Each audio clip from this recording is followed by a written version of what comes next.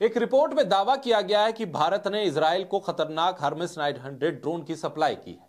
भारत और Israel Hermès 900 drone का joint operation चलाते हैं, इसका प्रोडक्शन करते हैं और इसमें मालिकाना हक के तौर पर अडानी का नाम भी शामिल है।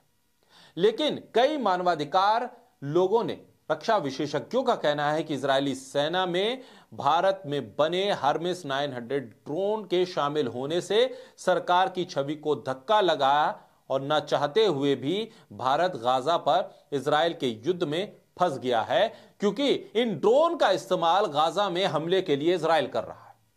इन ड्रोन के जरिए गाजा में फिलिस्तीन के लोगों की हत्या हो रही है, उन्हें मौत के घाट उतारा जा रहा है और इसके तार अडानी से जुड़ते हुए बताए जा रहे हैं। जो खबरें आ रही हैं, जो रिपोर्ट्स आ रही हैं, उसके मुताबिक इजराइल की कंपनी के साथ जो ज्वाइंट वेंचर है उसमें अडानी का नाम भी शामिल है।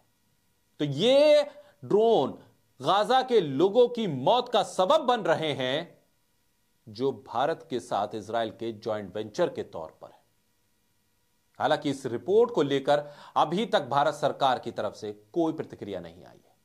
इजराइल जिस तरह से पिछले 4 महीनों से गाजा में फिलिस्तीन की आबादी के खिलाफ युद्ध छेड़े हुए है, इसको लेकर अंतर्राष्ट्रीय अदालत में नरसंहार के आरोपों को लेकर इजराइल घिर गया है।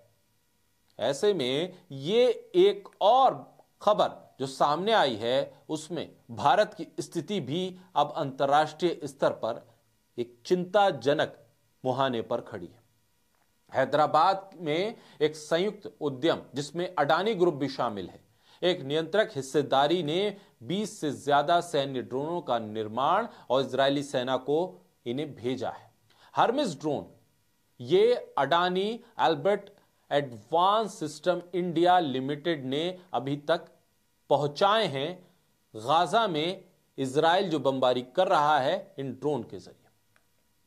इसका इस्तेमाल गाजा में इजरायली रक्षा बल कर रहे हैं, सैन्य अभियान में और बड़े पैमाने पर कर रहे हैं, जिसकी वजह से 10,000 से ज्यादा बच्चों सहित कई हजार लोगों की मौत हुई है। इसका इस्तेमाल आईडीएफ गाजा में घनी आबादी वाले इलाकों में कर रहा है। एक तरफ तो भारत सरकार युद्ध के खिलाफ है और युद्ध विराम को लेकर बात कह रही है कि गाजा में युद्ध विराम होना चाहिए, शांति आनी चाहिए, लेकिन दूसरी तरफ अडानी के जॉइंट वेंचर वाले ड्रोन इजराइल की मदद कर रहे हैं फिलिस्तीन के लोगों की हत्या करने में।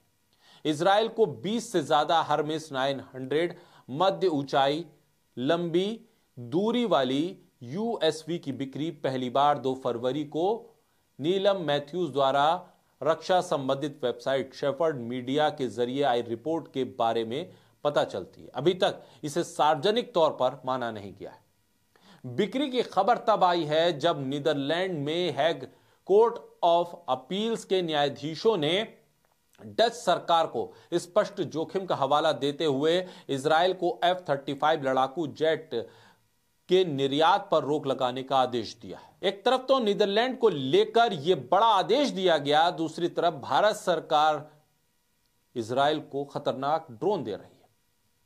वो ज्वाइंट वेंचर जिसमें अडानी का नाम शामिल है, वो फिलिस्तीन के लोगों की मौत में शामिल है।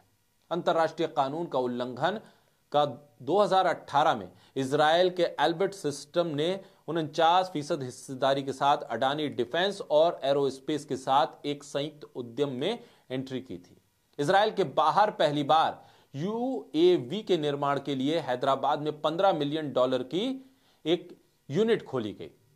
फरवरी 2023 में हॉर्त्रेज द्वारा एक रिपोर्ट आई जिसमें बताया गया कि एल्बर्ट सिस्टम में एरोस्पेस डिवीजन में यूएसवी सिस्टम के उपाध्यक्ष वेरेड हेमोविच ने कहा है कि हर्मेस 900 एल्बर्ट सिस्टम का प्रमुख ड्रोन है, जिसे 2015 में इजरायली वायुसेना द्वारा संचालित किया गया था।